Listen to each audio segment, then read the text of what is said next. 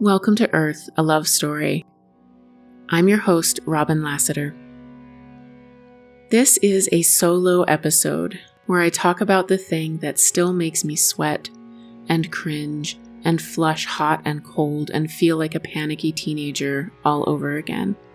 Namely, romantic love and the sex that comes with it. Relationships. I'm doing this episode as a kind of raw nerve exposure therapy. Shadow work, baby. You know I love it. I love shadow work like I love grief work, meaning after the fact and in theory. It's all fun and games until it touches some wounded and tender part, and then I'm reminded of what it's really like to be in the underworld. What it really means to look at the thing that everything in my psyche is working really hard not to look at. That's the shadow after all. The stuff we not only don't want to see, but really can't fully see. The things below the surface. And when we peek over the edge, we can get an intense, funny feeling that we definitely should not be looking. We definitely should not dive into those depths. Not only will it be uncomfortable, the mind screams, but it might actually annihilate us. The body resists, too. I get nauseous, sleepy. Sometimes after a dark dream full of shadow material, I wake up with pain flushing through my limbs. I've come to think of this pain as a kind of purging, but who knows? Either way, my whole system is sure that diving into the deep underworlds will kill me. And spoiler, it will. Or at least some aspects of me. Part of us dies every time we cross a threshold, every time we venture through an event horizon. Thankfully, there's a birth that accompanies every death, and so every threshold crossing is also death practice.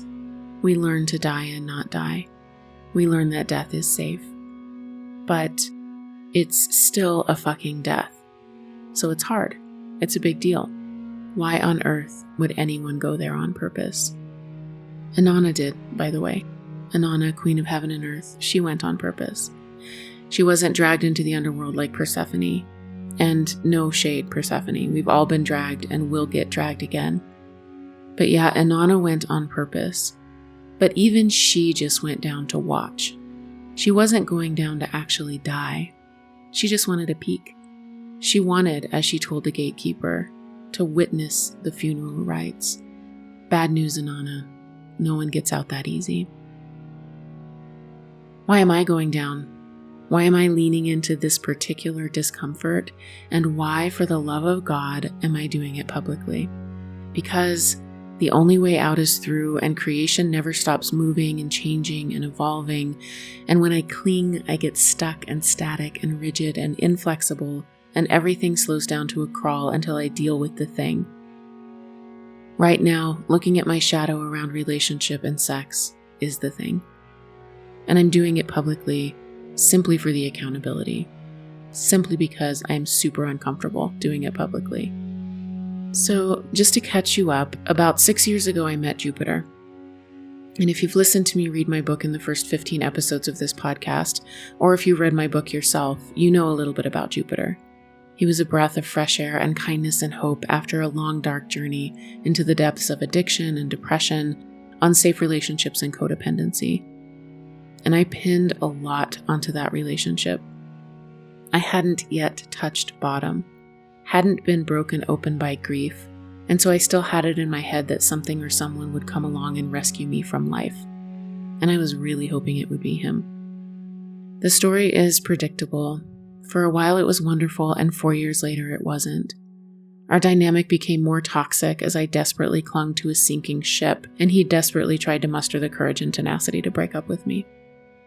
Years earlier, I'd read The Hero with a Thousand Faces by Joseph Campbell and discovered a sort of forgotten part of the hero's journey, which is what happens when we don't answer the call. You know, the call that we all eventually get that beckons us into the underworld. The call that could be a loss or a tragedy or illness, or maybe it's a call from our golden selves, asking us to change some foundational thing in life so we can go be who our soul wants us to be. We get a call. And everyone, so much so that it's acknowledged as a vital part of the journey, everyone refuses.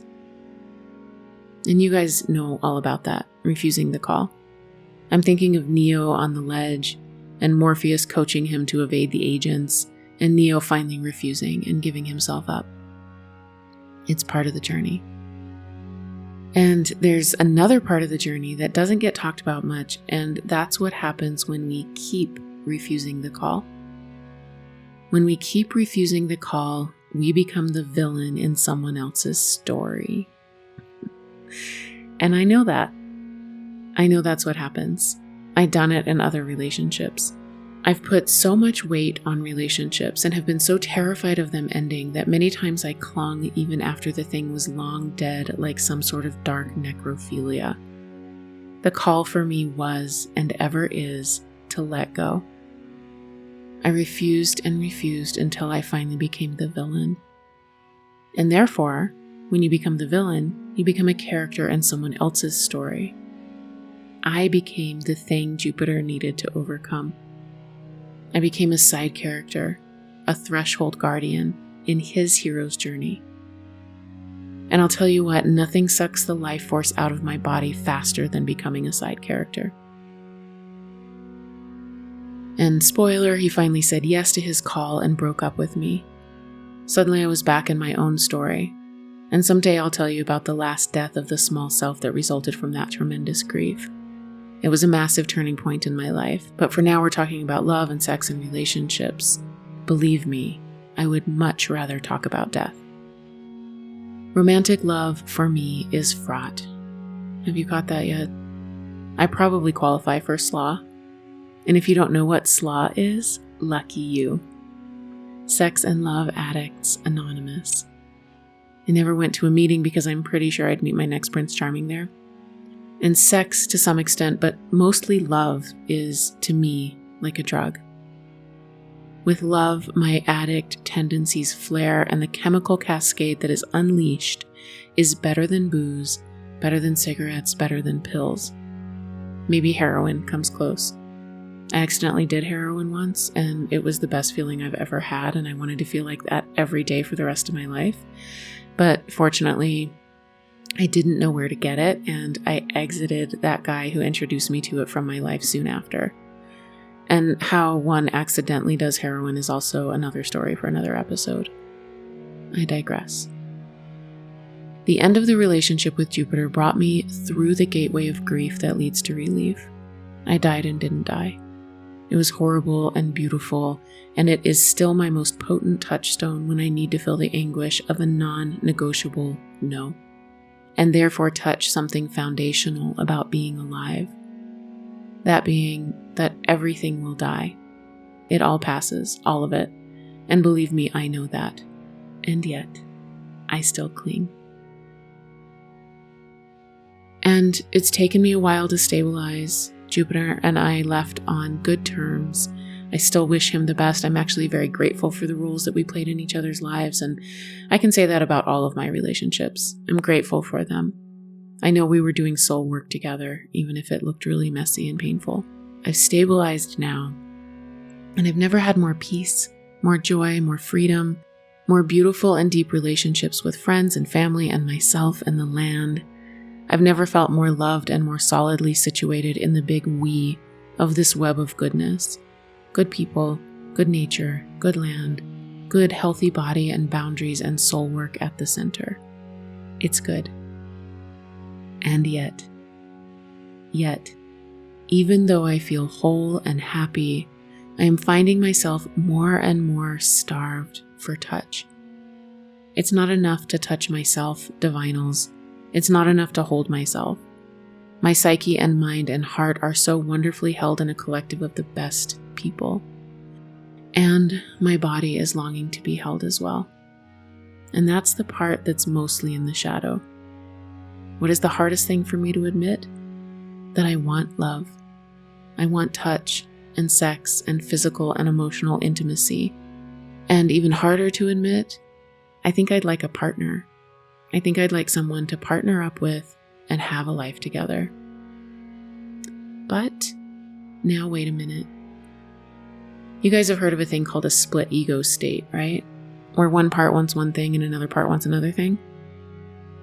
That's one reason I'm doing this episode, to talk it all out and maybe figure out what the fuck it is I actually want. Do I want a partner? Someone to live with me like all the time? In the past, I've given up a lot of myself to take care of my partners.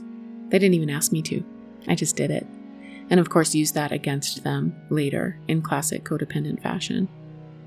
I put all of my time and energy and life force into my partner's life over and over again, and eventually I became a hollow, bitter, exhausted shell of a person who was just a raw nerve of unmet needs. So maybe I don't want a partner. Maybe I want a lover. Someone to keep the old rites with me on the full and new moons and solstices and equinoxes, and then they go home. And we like each other, and there's something real and sacred happening, but that's it. I have to admit, that sounds really nice. And so, step 1, figure out what the fuck I want. And in order to do that, I think I have to figure out what I believe about relationships. And for some context here, I know that our constructs, our belief systems, and the actions that emerge from those belief systems, conscious or unconscious, are not carved in stone. They are actually sky flowers. And I have quite a bit of experience loosening the grips of an unhelpful construct that has worn out its welcome, going through the deconstruction and dissolution process and creating a new, more helpful construct.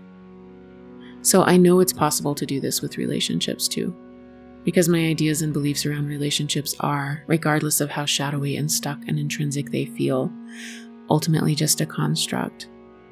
And I've already started this process actually, although I abandoned getting to the core of it, going fully and completely into the deconstruction, into the dissolution, touching bottom, as I call it, because Jupiter came along. Why should I? He was going to save the day, and I could finally rest and never have to think about anything ever again. But back before Jupiter arrived, I was diving deep into the history of relationships as we know them. Does marriage forever and happily ever after actually work?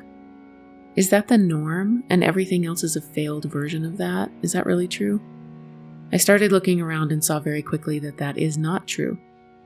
I read Aziz Ansari's book Modern Romance, which makes a pretty good argument for love being about proximity and convenience, and many of the women in the little old couples who'd spent 60 years in a seemingly functional marriage talked about how they wish they would have had more of their own life. And I read The Ethical Slut by Janet Hardy and Dossie Easton. I read Sex at Dawn by Christopher Ryan and Casilda Jetha, which is about bonobo monkeys, whose species is best characterized as female-centered and egalitarian, and how we're genetically as close to them as we are to chimpanzees, and how they've swapped aggression for sex, and so they hang out and have sex and masturbate each other all day, in a variety of groups that transcend gender and pair bonds. Which really, honestly, is a lot of work to come to the conclusion that we should just get to fuck as many people as we want. And I know I'm oversimplifying. Don't get mad at me, poly people. I know it's not just that by a long shot. But when it arrives to us as a watered-down version, that's exactly what it feels like. And I have to say, it was compelling. And this was part of the deconstruction phase, and ethical non-monogamy and polyamory ideas were just entering the mainstream, and it was so enticing to think that this was the answer. This is why relationships hadn't worked for me. Because lifelong monogamy wasn't really the norm, as I'd been taught. And all the things I'd internalized about wanting sex and love and connection being wrong if it wasn't inside a long-term monogamous relationship started to see the light of day. What we need to remember, though, is that while this was going on, I was first deep in alcoholism and then white-knuckling sobriety for a year or so as I was exploring all of this. I had just ended an unsafe relationship, and I was trying to lock something down with a new guy who would never, ever be locked down. My nervous system was shot. My attachment system was raging, anxious, and I mean raging. I was in a several years long uninterrupted fight or flight trauma response. What a great time to try ethical non-monogamy. And the thought systems that arose around that time were really great and even very sophisticated. And I think sound. like compersion, to take a small example. Compersion is vicarious joy associated with seeing one's partner have a joyful romantic or sexual relation with another. Like, I'm going to be happy for you because you're happy. And if I'm completely secure and fulfilled and not coming from a space of lack, I can be happy for your happiness. That sounded so great to me because part of me didn't want to limit myself either. I wanted a big old love fest where we were all just happy for each other's happiness. Great. Sign me up. In practice, I was a wreck, and watching my partner being happy with someone else was fucking gutting.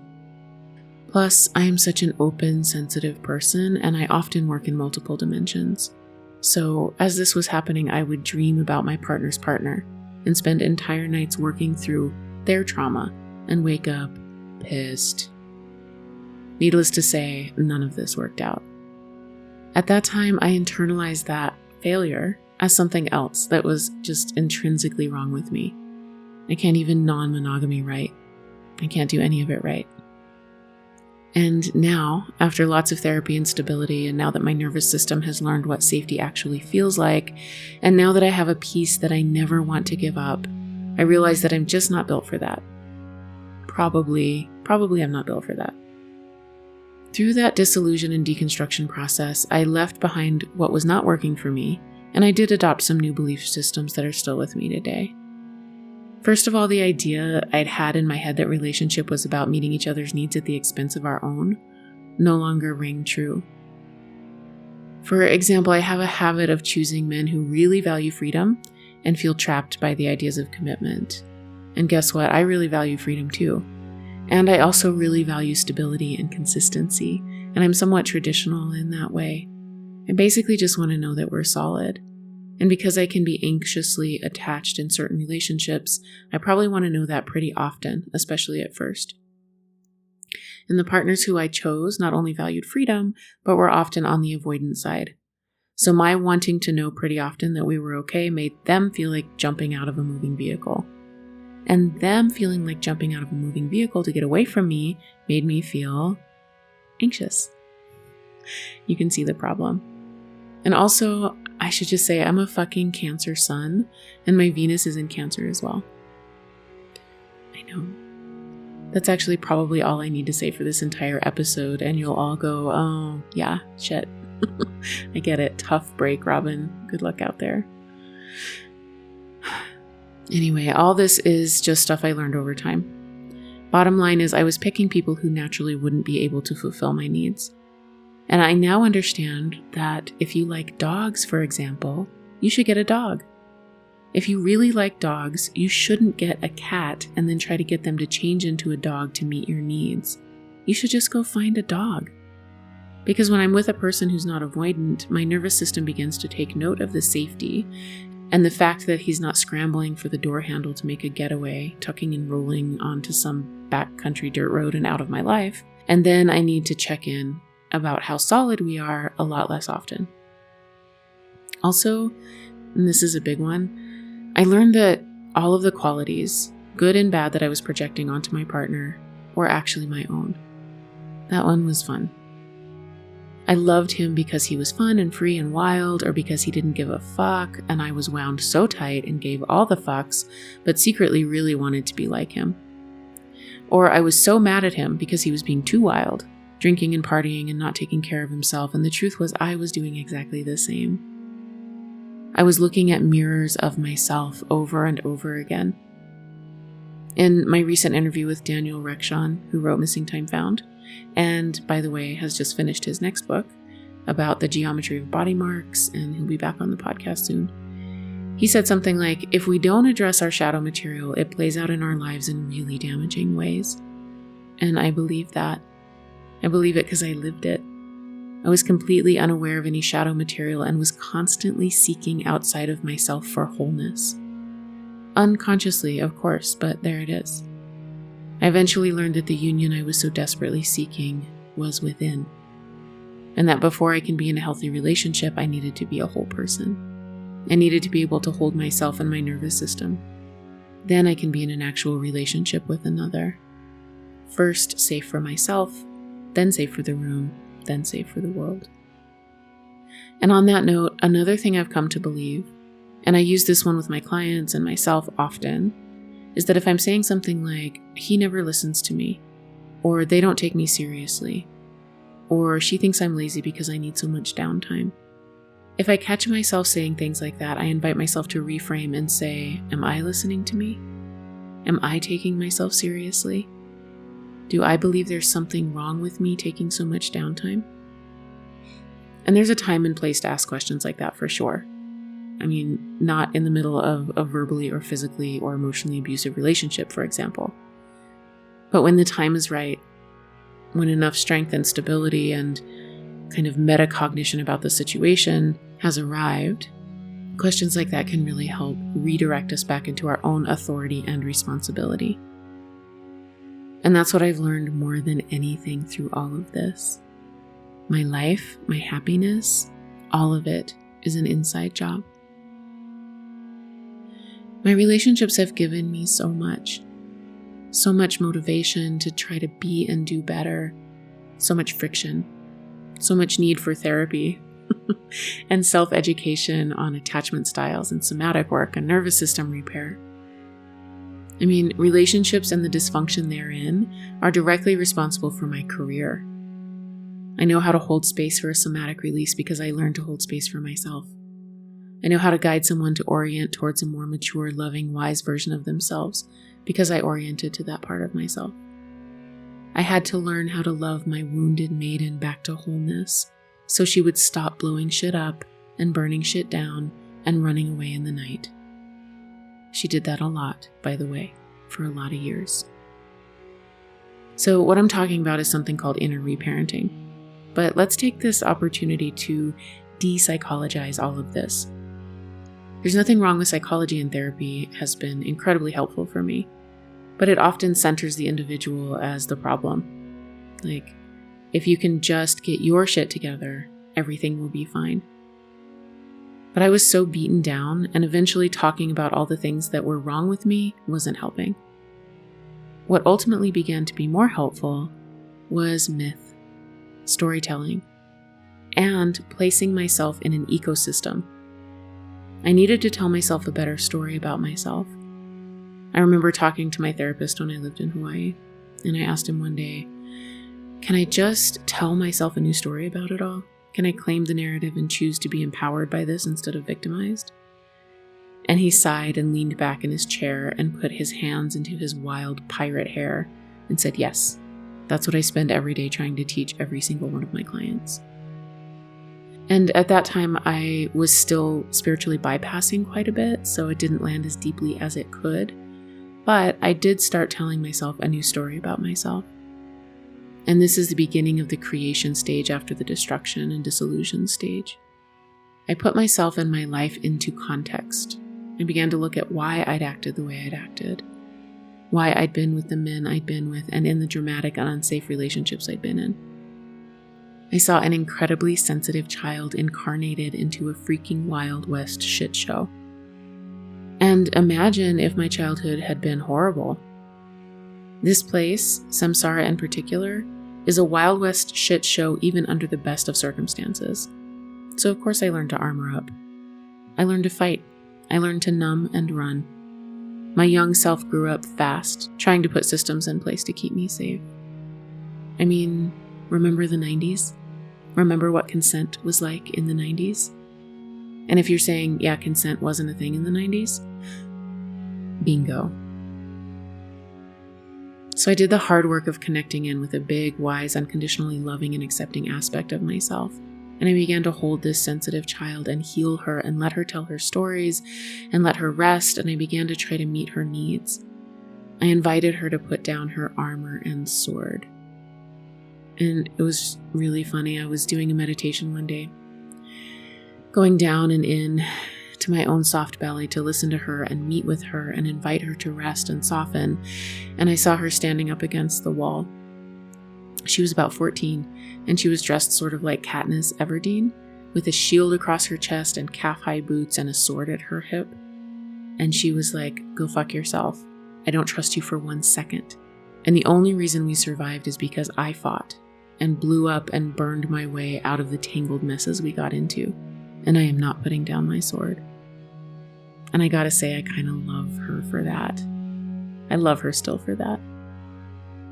And it took about 6 months of coming to her with full acceptance of however she presented, until one day she laid down the shield and sword, and she inhabited me fully, and we climbed into bed and curled into a ball, and sobbed until every last tear was shed for every last fuckery done. And I held her and cried with her and showered her with unconditional love, and now she trusts me, and she's living her best life doing all the things a kid should do, like laughing and playing and creating and learning, instead of always standing stoic at the ready. Okay, I'm gonna need to wrap this up. I feel like I could talk about all of this for ages, and honestly, I have not even scratched the surface. I still don't know exactly what I really want. This is how much there is tied up in relationship stuff for me. I think this is going to be episode 1 of, many. I'm sure I'll revisit this topic more and more as I continue to on purpose lean into my shadow. For now, though, I'll end it with where I've landed with all this so far. And that is that I've done a tremendous amount of healing. I've gathered a tremendous amount of tools. I know how to hold myself and how to regulate my nervous system. And if I decide to come into romantic relationship again, certainly this time with a dog instead of a cat, I will only be with someone who can hold space for all of this complexity, someone who thinks I'm worth it. Do I hold space for all of this complexity? I instantly reframe. Do I think I'm worth it? Yes. Yes, I do. One big unanswered question remains, though. Say I find that guy who can hold space for all of the complexity and thinks I'm worth it, who is a dog and not a cat, who thinks me living in an off-grid dome in the middle of nowhere is fucking cool. Tell me this. When do I tell him about the aliens?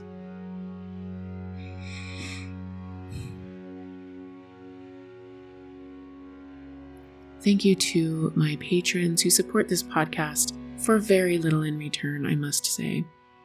I am not great at putting stuff on Patreon, but I'm going to get better, I promise. And thank you to Morgan Jenks for our musical soundscapes. And thank you to you, dear listener. If you would like more information or to book a one-on-one session with me, please visit honeyheart.org.